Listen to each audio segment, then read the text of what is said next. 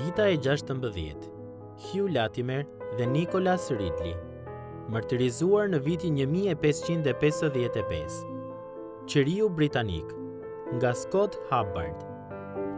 Për këdo që e njeh mirë reformimin anglez, mbiemri Latimer tingëllon paksa i paplot në vetvete, po qese nuk shoqërohet edhe prej Ridleyt. Peshkopët Hugh Latimer dhe Nicholas Ridley janë lidhur së bashku në histori, për shkak se u lidhën të dy së bashku pas së njëjtës turr drush në 16 tetor 1555 në një fushë në veri të Oxfordit. Mirë po Latimeri dhe Ridley kanë më shumë pika të përbashkëta se sa martirizimin e njëkohshëm. Të dy këta peshkop shfaqen së bashku edhe në listën e reformatorëve më me ndikim të Anglisë. Këtyre burrave dhe grave, besnikëria e të cilëve ndaj shkrimit dhe lavdisë së Krishtit e transformoi Anglinë nga një mbretëri katolike në një fanar të reformimit. Si Latimeri, ashtu edhe Ridley, jetuan gjatë mbretërimit të 4 monarkëve anglez: Henry VII, Henry VIII, ai që mori shumë gra, Eduardi VI dhe Maria e parë, që ndryshe njihej si Maria Gjakatarja. Që të dy u bën dëshmitar të lojës tërhiqe mos e kuput që luajti Henry VIII, tek bënte sikur e pranonte reformimin, të përqafimit të ngrohtë që i bëri reformimit Eduardi VI, si dhe të qëndresës së dhunshme të Marisë së parë ndaj doktrinës së reformuar. Por ata vetë ishin jashtëzakonisht shumë më tepër se thjesht vëzhgues të rastit. Latimer predikuesi. Latimeri lindi rreth vitit 1485 dhe 30 vitet e para të jetës së vet i kaloi si një katolik i zellshëm, apo siç thoshte ai vet, si një papist kokfort. Unë isha mbase papisti më kokfort i mbar Anglisë, shkroi ai. Aq sa kur do të merrja diplomën në teologji, i gjithë fjalimi im u drejtua kundër Philip Melanchthonit, krahu i djathtë i Martin Lutherit. Por shumë shpejt, pas fjalimit të Latimerit kundër reformimit, një profesor i ri i Cambridge-it, i quajtur Thomas Bilney, i u drejtua me një kërkesë. A do të pranonte Latimeri që privatisht t'i shpjegonte besimin e reformuar? Latimeri ra dakord dhe prej këtij çasti ai nisi ta nuhaste fjalën e Perëndis dhe i harroi doktorët skolastik dhe marrëzitë e tjera të këtij lloji. Latimeri mblodhi shigjetat që kishte hedhur kundër reformimit dhe nisi ta drejtonte harkun në drejtim të kundërt. Në 20 vitet në vazhdim, Latimeri u dallua si një predikues i zjarrt i reformimit. Me raste, gëzoi edhe favorin e Henry VIII për këtë gjë, por në raste të tjera i druhej për ndjekjes së mbretit. Kjo vare nga gjendja emocionale dhe shpirtërore e tij. Ndoshta, vitet më të frytshme të shërbesës së Latimerit ishin ato në mbretërimin e shkurtër të Eduardit të VI, nga viti 1547 deri 1553.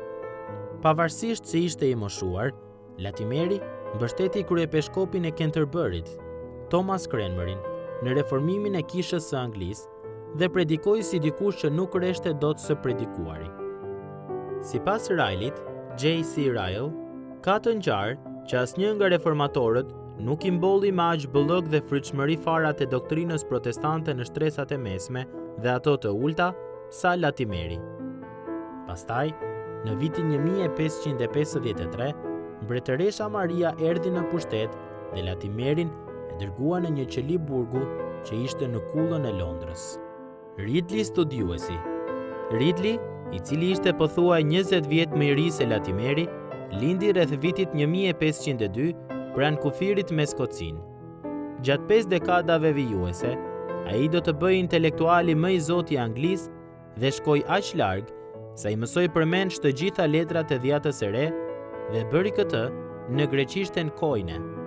Pasi ndoqi studimet pranë kolegjit Pembroke të Cambridge-it, gjatë viteve të adoleshencës, Ridley vazhdoi studimet në Francë, ku me shumë gjas ra në kontakt me mësimet e reformimit. Ndryshe nga Latimeri, Ridley nuk la ndonjë tregim të qartë rreth shndërrimit të tij nga një prift katolik në një predikues protestant. Mirëpo, dihet botërisht se ai e firmosi dekretin e vitit 1534 kundër epërsisë së papës dhe 3 vjet më pas pranoi postin e kapelanit për ankrye peshkopit Cranmer, duke hedhur poshtë në vitin 1545 doktrinën katolike të transsubstancionit. Pasi u caktua peshkopi Londrës, në vitin 1550 i zëvendësoi altarët prej gurit të kishave të kryeqytetit anglez me tryeza të thjeshta druri.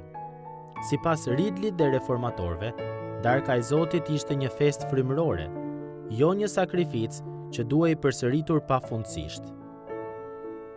Dhuntit akademike të Ridleyt e quan nga një post në tjetrin, madje edhe në mbretërimin tek anjos të Henrit VIII. Nga Canterbury në Westminster, në Soham, në Rochester dhe në Londër, Ridley studioi e predikoi, ndërsa pas ardhjes në pushtet të Eduardit të VI, ju përkushtua realizimit të reformave të filluara prej Cranmerit.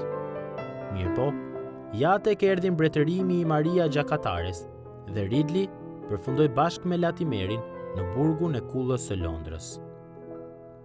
Qiriu i Anglisë. Në 16 tetor 1555, pasi kishin kaluar 18 muaj në qeli, Latimeri dhe Ridley u takuan mbi një turr drush në Oxford. Latimeri ishte i veshur me veladon dhe kësul, kurse Ridley me veladonin e peshkopit, që të dy folën dhe u lutën bashkë përpara se xhelati t'i lidhte me litar pas turrës së druve. Ridley ishte i pari që inkurajoi mikun e vet.